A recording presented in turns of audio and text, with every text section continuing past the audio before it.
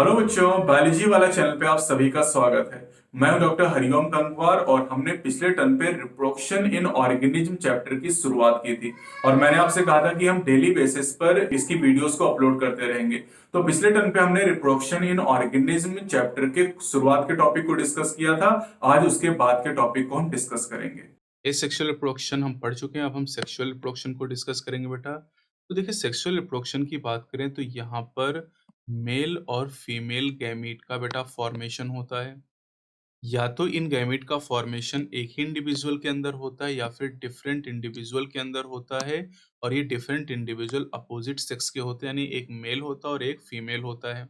अब देखिए बेटा, एसेक्सुअल रिप्रोडक्शन में गैमीट बन भी सकते हैं और नहीं भी बन सकते हैं, लेकिन सेक्सुअल रिप्रोडक्शन में गैमीट बनेंगे जरूर और ये गैमीट फ्यूज करेंगे, मतलब फर्टिलाइजेशन जरूर होगा और इससे जाइगोट का फॉर्मेशन होगा और फिर जाइगोट डेवलप होके नए ऑर्गेनिज्म को डेवलप करेगा। सेक्सुअल रिप्रोडक्शन ज्यादा इलेबोरेट होता है, ज़्यादा जटिल होता है और स्लो प्रोसेस होता है एसेक्सुअल रिप्रोडक्शन की तुलना में। जब आप लाइव सेशन करेंगे, मेंटी करेंगे, तो मैं आपसे ये सवाल पूछूंगा, इसलिए अच्छी तरीके से याद कर लीजिए। सेक्सुअल रिप्रोडक्शन इलेबोरेट है, कॉम्प्लेक्स और स्लो होता है। और चूंकि बेटा यहाँ पर मेल और फीमेल गैमीट का फ्यूजन होता है सेक्सुअल रिप्रोडक्शन में, इसलिए यहाँ पर जो ऑफस्प्रिंग होती हैं, जो बच्चे होते हैं ना, वो आपस में एक जैसे होते हैं और ना ही अपने पेरेंट की तरह होते हैं। जैसे हम लोग अपनी बात करें, हम लोग सेक्सुअल रिप्रोडक्शन से पैदा हुए हैं, तो हम एकदम ना तो अपने भाई-बहन जैसे हैं और ना ही एकदम मम्मी-पापा जैसे हैं। तो सेक्सुअल रिप्रोडक्शन की वजह से वेरिएशन आती हैं, जबकि एसेक्सुअल रिप्रोडक्शन से क्लोन बनते हैं।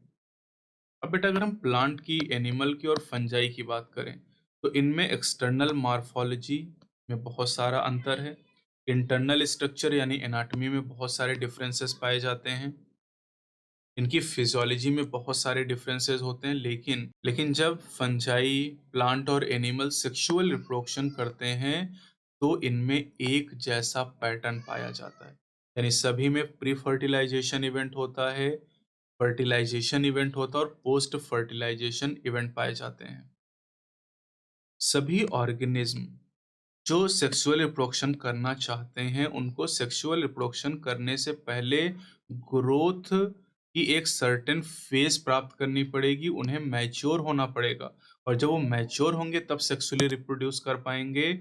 और जो मैच्योरेशन के पहले की फेज होती है उसे जुवेनाइल फेज के नाम से जाना जाता है, यानी जो ग्रोथ की फेज है उसे जुवेनाइल फेज कहा जाता है और प्लांट में इस फेज को वेजिटेटिव फेज के नाम से जाना जाता है।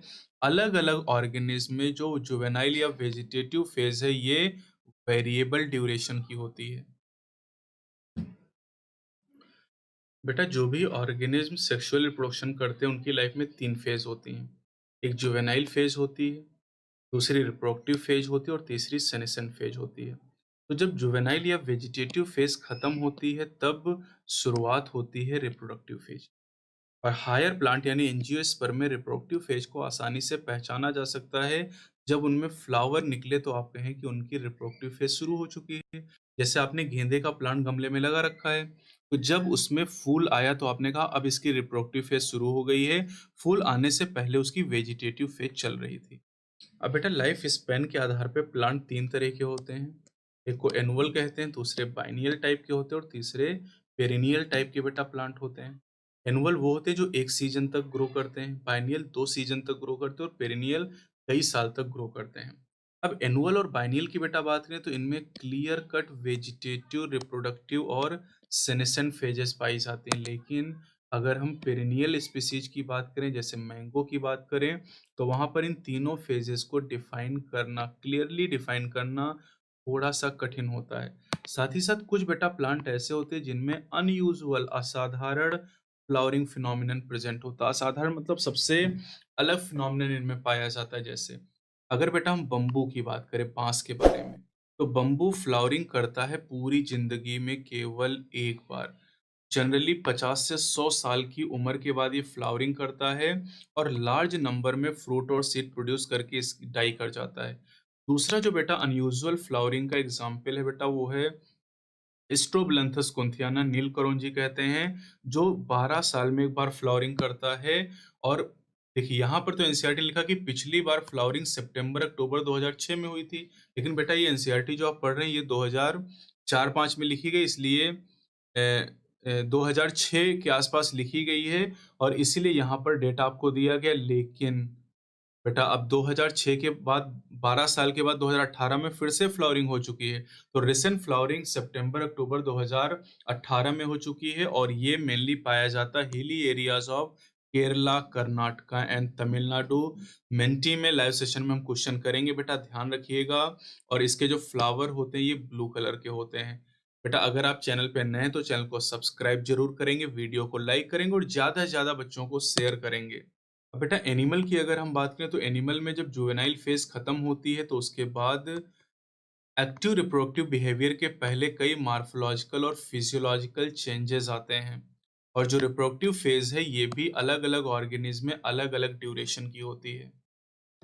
अब बेटा अगर हम एनिमल की बात करते हैं जैसे बर्ड के बारे में, तो बर्ड अंडे देती हैं और जब अंडे देना ये शुरू करती है, अगर कोई मुर्गी हमने पाल रखी है और उसने अंडे देना शुरू किया तो हम कहेंगे इसमें रिप्रोडक्टिव फेज की शुरुआत हो सकती है या शुरुआत हो रही है।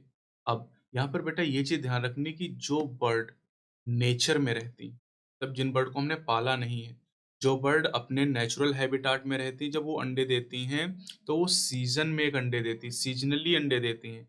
लेकिन जिन बर्ड को कैप्टिविटी में यानी जिनको बंद करके रखा गया जैसे पोल्ट्री फार्म में, तो ये पूरे साल भर अंडे देती हैं। और इस केस में पोल्ट्री फार्म में जो मुर्गियाँ अंडे दे रही हैं, इनका अंडे देने का रिप्रोडक्शन से कोई संबंध नहीं, बल्कि ये कमर्शियल यूज़ के लिए किया जा रहा है। लेकिन जो बर्ड अपने नेचुरल हैबिटाट में अपना घोंसला बना के रहती है, उसको जब वो अंडे देना शुरू करती तब उसका संबंध रिप्रोडक्शन से होता है। इसी तरह अगर हम प्लेसेंटल मैमल की बात करें, प्लेसेंटल मैमल उन्हें कहते हैं जिनमें फीमेल में प्लेसेंटा बनता है। तो प्लेसेंटल मैमल की जो फीमेल होती हैं, जब रिप्रोडक्टिव फेज की बेटा शुरुआत होती है तो इनमें ओवरीज में, एक्सेसरी डक्ट में कुछ साइक्लिकल चेंजेस होते हैं, साथ ही साथ हार्मोन में भी काफी चेंजेस होते हैं। नॉन प्राइमेट मैमल जैसे काऊ, सीप, रैट, डियर, डॉग, टाइगर, इन सब में साइक्लिकल चेंजेस होते हैं जिसे स्ट्रेस साइकिल के नाम से जाना जाता है। लेकिन बेटा अगर हम प्राइमेट की बात करें जैसे मंकी, एप और ह्यूमन के बारे में, तो इनमें जो फीमेल में साइकिल चलती है उसे मेंस्ट्रुअल साइकिल कहते हैं। ह्यूमन रिप्रोडक्शन में मेंस्ट्रुअल साइकिल के बारे में डिटेल में हम पढ़ेंगे। अब कई सारे ऐसे मैमल होते हैं, स्पेशली खास तौर से वो जो अपने नेचुरल वाइल्ड कंडीशन में रहते हैं, तो उनमें ये साइकिल जो होती है बेटा, जो स्ट्रेस साइकिल या मेंस्ट्रुअल साइकिल होती है, ये केवल फेवरेबल सीजन में चलती हैं रिप्रोडक्टिव फेज के दौरान। और इन एनिमल को सीजनल ब्रीडर के नाम से जाना जाता है। लेकिन कई ऐसे मैमल भी हैं बेटा जिनमें रिप्रोडक्टिव साइकिल जो होती है, जो रिप्रोडक्टिव फेज होती है, उसके दौरान, पूरी रिप्रोडक्टिव फेज के दौरान ये एनिमल एक्टिव होते हैं, इन्हें कंटीन्यूअस ब्रीडर कहा जाता है। जैसे ह्यूमन की बात करें, तो ह्यूमन एक कंटीन्यूअस ब्रीडर है। ह्यूमन में रिप्रोडक्शन का सीजन से कोई संबंध नहीं, इसलिए हर महीने में बच्चे पैदा होते रहते हैं। अब बेटा जब रिप्रोडक्टिव फेज एंड होती है तो सेनेसेंस फेज या ओल्ड एज की शुरुआत होती है, बुढ़ापे की शुरुआत होती है। बुढ़ापा आने पर कई सारे चेंजेस बॉडी में होते हैं जैसे स्लोविंग ऑफ मेटाबॉलिज्म, बॉडी की मेटाबॉलिज्म स्लो हो जाती है। और बेटा ये लाइफ स्पैन की सबसे लास्ट फेज है। और ओल्ड एज आने के बाद, बुढ़ापे के बाद अल्टीमेटली डेथ हो जाती है, क्योंकि आप जानते हैं यूनिसेलुलर ऑर्गेनिज्म को छोड़कर कोई भी इंडिविजुअल इमॉर्टल नहीं है। अब बेटा प्लांट और एनिमल दोनों की अगर हम बात करें तो हार्मोन रिस्पॉन्सिबल होते हैं तीनों फेज के बीच में एक कोऑर्डिनेशन, एक ट्रांजिशन बनाने के लिए। हार्मोन का इंटरेक्शन और साथ ही जो इन्वायरमेंटल फैक्टर होते हैं, इन्वायरमेंटल फैक्टर में टेम्परेचर हो गया, लाइट हो गया, ये रिप्रोडक्टिव प्रोसेस को रेगुलेट करने का काम करते हैं। अभी आपने फोटो पीरियोडिज्म के बारे में पढ़ा था, तो वहां पर जो फ्लावरिंग है बेटा, flower is the site of sexual reproduction. जो फ्लावर है वो उसका निकलना लाइट पे या टेम्परेचर पे डिपेंड करता है। आपने फोटो पीरियोडिज्म और वनलाइजेशन में इसको डिस्कस किया है। चलिए बेटा बात करते हैं इवेंट इन सेक्सुअल रिप्रोडक्शन। जब भी कोई ऑर्गेनिज्म सेक्सुअल रिप्रोडक्शन करता है तो सेक्सुअल रिप्रोडक्शन करने पर उनमें एक जैसे इवेंट होते हैं। जैसे हमने कहा था ना, सेक्सुअल रिप्रोडक्शन इलेबोरेट होता है, कॉम्प्लेक्स होता है, लेकिन इसका एक रेगुलर सीक्वेंस होता है। देखिए सेक्सुअल रिप्रोडक्शन की बेटा सबसे जो खास बात होती है वो है फर्टिलाइजेशन या fusion of the mail and female gamete. और जब गैमीट फ्यूज करते हैं तो जाइगोट बनता है और उसके बाद एम्ब्रियो डेवलपमेंट होता है जिसे एम्ब्रियोजेनेसिस कहते हैं। लेकिन सबसे खास बात बेटा क्या है? फर्टिलाइजेशन। अगर सेक्सुअल रिप्रोडक्शन है तो फर्टिलाइजेशन जरूर होगा, ये आप ध्यान रखिएगा। फॉर कन्वीनियंस, सुविधा के लिए, जो सिक्वेंशियल इवेंट होते हैं सेक्सुअल रिप्रोडक्शन में, इनको 3 फेज में हम डिवाइड कर सकते हैं। पहली प्री फर्टिलाइजेशन इवेंट, दूसरा फर्टिलाइजेशन और तीसरा पोस्ट फर्टिलाइजेशन इवेंट है। तो बेटा हम यहाँ पर प्री फर्टिलाइजेशन इवेंट से शुरुआत करेंगे। प्री मतलब पहले, फर्टिलाइजेशन के पहले की जो घटनाएं हैं उन्हें प्री फर्टिलाइजेशन इवेंट में रखा जाता है। All the event of sexual reproduction prior to fusion of gamete. Fusion of gamete मतलब फर्टिलाइजेशन, तो फर्टिलाइजेशन के पहले की सारी घटनाएं आ जाएंगी। और दो मुख्य प्री फर्टिलाइजेशन इवेंट होते हैं, गैमिटोजेनेसिस एंड गैमीट ट्रांसफर। तो बेटा गैमिटोजेनेसिस से शुरू करते हैं।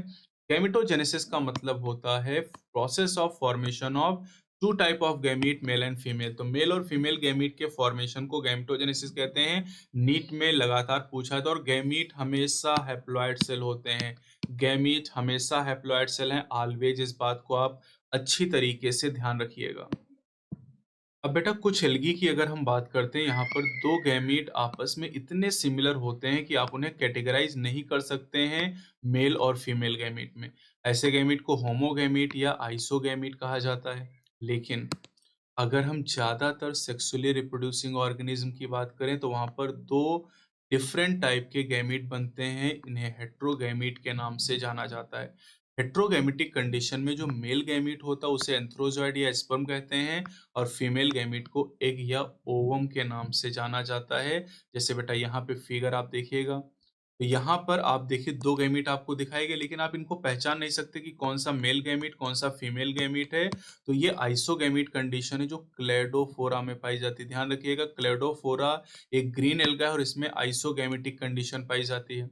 दूसरा फिगर बेटा देखेंगे तो इसमें एक फीमेल गैमीट है जो बड़े साइज और छोटे साइज वाला ये मेल गैमीट है। तो अब यहाँ पर आप अंतर कर सकते हैं, जो बड़ा गैमीट होगा हमेशा फीमेल होगा, छोटा गैमीट हमेशा मेल होगा। तो आप अंतर कर सकते हैं यहाँ पर। तो इन्हें हेट्रोगैमीट कहेंगे, हेट्रोगैमीट ऑफ फ्यूकस। ये फ्यूकस जो कि एक ब्राउन एल्गा है उसके हेट्रोगैमीट आपको दिखाएगा। और तीसरा बेटा ये देखिए, ये फीमेल गैमीट आपको दिखाएगा एक ह्यूमन का, और ये स्पर्म दिखाए गए जो कि मेल गैमीट हैं। दोनों मॉर्फोलॉजिकली डिफरेंट हैं। तो these are heterogamete of homo sapiens. तीनों फिगर अच्छी तरीके से याद रखिएगा। चलिए बेटा अगला टॉपिक यहाँ पर है सेक्सुअलिटी इन ऑर्गेनिज्म। सेक्सुअलिटी मतलब बेटा कई सारे टर्म हम यूज करते हैं, उनको हम डिस्कस करेंगे। यूनिसेक्सुअल क्या है, बाइसेक्सुअल क्या है, मोनोइसियस क्या है, डायसियस क्या है, होमोथैलिक क्या है, हेट्रोथैलिक क्या है, ये सारे पॉइंट यहाँ पर हम डिस्कस करेंगे। अब बेटा सेक्सुअल रिप्रोडक्शन की बात करें तो सेक्सुअल रिप्रोडक्शन में ऑर्गेनिज्म में दो तरह के गैमीट का फ्यूजन होता है। और ये दो तरह के गैमीट ज्यादातर दो डिफरेंट इंडिविजुअल बनाते हैं, लेकिन ये बात हमेशा सही नहीं है। कभी कभी सेक्सुअल रिप्रोडक्शन में एक ही ऑर्गेनिज्म के द्वारा दोनों तरह के गैमीट का फॉर्मेशन किया जाता है। अगर किसी प्लांट में बेटा मेल और female reproductive structure same plant में हो तो उसे बाइसेक्सुअल कहेंगे। और अगर डिफरेंट प्लांट पे हैं तो उसे यूनिसेक्सुअल कहा जाएगा। अब कई सारे फंजाई और प्लांट में होमोथैलिक या मोनोइसियस टर्म यूज करते हैं बाइसेक्सुअल कंडीशन को डिनोट करने के लिए। और heterothallic and dioecious term use करते हैं यूनिसेक्सुअल कंडीशन को डिनोट करने के लिए। लेकिन बेटा ये ध्यान रखिएगा कि मोनोइसियस यूनिसेक्सुअल होता है, लेकिन एंजियोस्पर्म में आप ऐसे टर्म नहीं यूज करेंगे, ठीक है। एंजियोस्पर्म में डायसियस यूनिसेक्सुअल होता है, ऐसा भी निश्चित रूप से आप नहीं कह सकते हैं। फ्लावरिंग प्लांट में ध्यान रखना पड़ेगा। इन फ्लावरिंग प्लांट एंजियोस्पर्म में unisexual male flower is staminate यानी bearing stamen, and female is pistillate. यानी मेल फ्लावर जो होता है बेटा उसे स्टेमिनेट कहते हैं और फीमेल फ्लावर को पिस्टिलेट कहते हैं, क्योंकि इनमें पिस्टिल पाई जाती हैं या कार्पेल प्रेजेंट होती हैं। अब कुछ फ्लावरिंग प्लांट ऐसे होते हैं जिनमें मेल और फीमेल फ्लावर यानी पिस्टिलेट और स्टेमिनेट फ्लावर प्रेजेंट होते हैं सेम इंडिविजुअल यानी सेम प्लांट पे, इसे मोनोइसियस कहा जाता है। जैसे कि अगर हम बात करते हैं कुकरबिट के बारे में, कोकोनट के बारे में, तो ये मोनोइसियस प्लांट के एग्जाम्पल हैं। और अगर बेटा मेल और female flower separate individual separate plant पे पाए जाते हैं तो इसे डायसियस कहते हैं। जैसे पपाया और डेट पाम ये डायसियस प्लांट के एग्जाम्पल होते हैं। अब बेटा एनिमल की बात करते हैं। अगर हम अर्थवर्म की बात करें, स्पॉन्ज की बात करें, टेपवर्म एंड लीच, चारों एग्जाम्पल याद रखिएगा। तो ये बाइसेक्सुअल एग्जाम्पल हैं। इनमें मेल और फीमेल दोनों तरह के रिप्रोडक्टिव ऑर्गन यानी टेस्टिस और ओवरी पाए जाते हैं। इन्हें आप बाइसेक्सुअल कह सकते हैं। आपका मन हो तो मोनोइसिस कह लो या हर्माफ्रोडाइट आप कह सकते हो। क्लियर? और जो कॉकरोच हो गया, फ्रॉग हो गया, ह्यूमन, ये यूनिसेक्सुअल हैं। आप इन्हें डायसियस कह सकते हैं। तो यूनिसेक्सुअल डायसियस होता है और जो बाइसेक्सुअल है मोनोइसियस होता है। लेकिन एंजियोस्पर्म में बेटा ऐसा मत करिएगा, क्योंकि वहां पर प्लांट के लिए बेटा ध्यान रखिएगा, जो प्लांट होते हैं उनके लिए हम यूज करते हैं मोनोइसियस और डायसियस टर्म, और फ्लावर के लिए यूनिसेक्सुअल और बाइसेक्सुअल टर्म का यूज करते हैं। बेटा हम प्री फर्टिलाइजेशन इवेंट पढ़ रहे हैं और प्री फर्टिलाइजेशन इवेंट में हम पढ़ रहे हैं गैमेटोजेनेसिस यानी गैमीट फॉर्मेशन को। तो अभी हमने गैमीट के बारे में बात की और सेक्सुअलिटी की बात की। अब गैमीट फॉर्मेशन में कौन सा सेल डिवीजन होता है, माइटोसिस होता है या मियोसिस होता है, ये बात हमें सीखनी पड़ेगी। तो दोनों में से कोई भी डिवीजन हो सकता है, लेकिन ये ऑर्गेनिज्म पर डिपेंड करता है। देखिए, अब गैमीट की बेटा बात करें तो जो हेटेरोगैमेटिक स्पीसीज होती है उनमें दो तरह के गैमीट बनते हैं, मेल एंड फीमेल। और गैमीट आपको मैंने पहले बताया कि हैप्लॉइड नेचर के होते हैं। लेकिन जिस पेरेंट प्लांट बॉडी से इनका फॉर्मेशन होता है वो बॉडी हैप्लॉइड या डिप्लॉइड में से कुछ भी हो सकती है। ये बेटा प्लांट किंगडम में मैंने आपको पढ़ाया था कि पेरेंट बॉडी किस तरह की होती है। जैसे ब्रायोफाइट की बॉडी हैप्लॉइड होती है, जिम्नो की बॉडी डिप्लॉइड होती है। तो अगर कोई हैप्लॉइड पेरेंट है और ये गैमीट प्रोड्यूस करता है तो माइटोसिस से ही गैमीट बनेंगे, क्योंकि हैप्लॉइड में मियोसिस हो ही नहीं सकती है। जैसे अगर हम बात करते हैं बेटा एल्गी के बारे में, है ना? तो एल्गी हो गया या मोनेरा की बात करें, फंजाई की बात करें, ब्रायोफाइट की बात करें, तो इनमें हैप्लॉइड बॉडी पाई जाती है। और हैप्लॉइड इनमें बॉडी पाई जाती है तो इनमें माइटोसिस के द्वारा, ध्यान रखिएगा, माइटोसिस से गैमीट बनेंगे। लेकिन अगर हम टेरिडो की बात करें बेटा, जिम्नो की बात करें, एनजीओ की बात करें और ज्यादातर एनिमल की बात करें, ह्यूमन बीइंग की भी बात करें इसमें, तो इनकी parental body, main body diploid होती है। और डिप्लॉयड है तो बेटा सीधी सी बात है, मियोसिस होगी तभी, मियोसिस मतलब रिडक्शन डिवीजन होगा, तभी गैमीट का फॉर्मेशन होगा। क्योंकि डिप्लॉयड अगर 2n है और इससे n बनाना है तो आपको मियोसिस करनी पड़ेगी। तो बहुत सीधी सी बात है कि अगर हैप्लॉयड ऑर्गेनिज्म है तो उसमें माइटोसिस से गैमीट बनेंगे, और डिप्लॉयड है तो मियोसिस से गैमीट बनेंगे। एग्जाम्पल याद रखिएगा आप। चलिए बेटा, अब यहाँ पर कुछ फिगर आपको दिखाए गए, जैसे ए फिगर आपको दिखाएगा अर्थवर्म। अब अर्थवर्म में टेस्टिस और ओवरी दोनों एक ही इंडिविजुअल में पाए जाते हैं, तो ये मोनोइसियस यानी बाइसेक्सुअल है हो जाएगा। दूसरा बेटा, यहाँ पर अगर आप काकरोच की बात करें तो काकरोच में देखिए मेल में टेस्टिस हैं, फीमेल में ओवरी प्रेजेंट है, तो काकरोच एक यूनिसेक्सुअल यानी डायसियस एनिमल हो जाएगा। इसी तरह बेटा अगर यहाँ पर आप प्लांट को देखें, इस प्लांट को, और ये काफी इंपॉर्टेंट क्योंकि आपके एग्जाम में पूछा गया है, ये सी प्लांट बेटा जो दिखाया गया है कारा प्लांट है, जो कि एक ग्रीन एल्गा है। और इसमें देखिए बेटा उगोनियम फीमेल सेक्स ऑर्गन है जो ऊपर है, ठीक है। एंथ्रेडियम मेल सेक्स ऑर्गन नीचे, ये भी एग्जाम में पूछा गया है कि कौन ऊपर होता है और कौन नीचे होता है। और दोनों एक ही प्लांट पे है दोनों सेक्स ऑर्गन, तो क्या हो जाएगा, मोनोइसियस हो जाएगा। इसी तरीके से आप डी वाला फिगर देखिए बेटा, डी वाला फिगर जो दिखाया गया ये मार्केंशिया का है। अब इसमें फीमेल थैलस है और मेल थैलस है। फीमेल थैलस पे आर्चिगोनियोफोर एग्जाम में पूछा गया और मेल थैलस पे एंथ्रीडियोफोर है। फिगर को पहचानना आना चाहिए एग्जाम में। और चूंकि यहाँ पर बेटा आर्चिगोनियोफोर में आर्चिगोनिया है फीमेल सेक्स ऑर्गन, एंथ्रीडियोफोर में एंथ्रीडिया है मेल सेक्स ऑर्गन, दोनों सेक्स ऑर्गन अलग अलग इंडिविजुअल पे, दैट इज डायसियस और यूनिसेक्सुअल कंडीशन। इसी तरह बेटा अगर आप इस फ्लावर को देखें तो स्वीट पोटैटो का फ्लावर है, और ये फ्लावर बाइसेक्सुअल क्योंकि इसमें स्टेमन और कार्पेल दोनों प्रेजेंट हैं एक ही फ्लावर के अंदर, तो इस फ्लावर को बाइसेक्सुअल कहेंगे। अब बेटा जैसा कि मैंने आपको बताया कि जो डिप्लॉयड ऑर्गेनिज्म होते हैं इनमें मियोसिस के द्वारा गैमीट का फॉर्मेशन होता है। तो मियोसिस जिन स्पेशल सेल में होती है उन्हें मियोसाइट या गैमीट मदर सेल कहते हैं। और गैमीट मदर सेल में जब मियोसिस होती है तब गैमीट का फॉर्मेशन होता है। और मियोसिस के कंप्लीट होने पर क्रोमोसोम का केवल एक ही सेट गैमीट के अंदर जाता है। ये सब जेनेटिक्स में मैंने आपको बता दिया है बेटा। तो ये चीज ध्यान रखिएगा कि मियोसाइट में क्रोमोसोम का नंबर हमेशा डिप्लॉयड या 2n होता है और गैमीट में क्रोमोसोम का नंबर n होता है। तो यहाँ पर हमें कुछ फिल इन द ब्लैंक्स करने हैं, चलिए देखते हैं। जैसे ह्यूमन बीइंग की बात करें बेटा तो इनमें मियोसाइट में क्रोमोसोम का नंबर 46 होता है जो कि 2n है। तो अगर बेटा 2n की वैल्यू 46 है तो यहाँ से आप n की वैल्यू कैलकुलेट कर सकते हैं। n इक्वल टू 46/2 और ये वैल्यू कितनी आ जाएगी, 23 आ जाएगी। हाउस फ्लाई में बेटा देखिए, मियोसाइट में क्रोमोसोम का नंबर 12 है, तो गैमीट में कितना हो जाएगा, 6 हो जाएगा, हम फिल कर सकते हैं। रैट में बेटा देखिए, गैमीट में 21 क्रोमोसोम दिए गए, तो गैमीट की तुलना में कितने होंगे, गैमीट में n है, तो यहाँ 2n हो जाएंगे, 2n, n की जगह कितना रखोगे, 21, तो वैल्यू कितनी आ जाएगी, 42 आ जाएगी बेटा यहाँ पर। डॉग में 78 अगर मियोसाइट में क्रोमोसोम है, तो यहाँ पर हाफ यानी 39 हो जाएंगे। कैट में यहाँ पर 19 दिए गए गैमीट में, तो इसका मतलब है कि मियोसाइट में 38 हो जाएंगे। फ्रूट फ्लाई में आपको 8 दिए गए हैं, मियोसाइट में तो गैमीट में 4 हो जाएंगे। ऑफियोग्लॉसम, ये बहुत इंपॉर्टेंट है बेटा, सबसे ज्यादा क्रोमोसोम नंबर इसी में पाए जाते हैं, 1260 इसके मियोसाइट में, तो गैमीट में 630 हो जाएंगे। एप्पल में 34 मियोसाइट में, तो 17 क्रोमोसोम इसके गैमीट में होंगे। राइस में 24 मियोसाइट में, 12 इसके गैमीट में होंगे। मेज इंपॉर्टेंट है बेटा, 20 क्रोमोसोम मियोसाइट में, तो 10 इसके गैमीट में हो जाएंगे।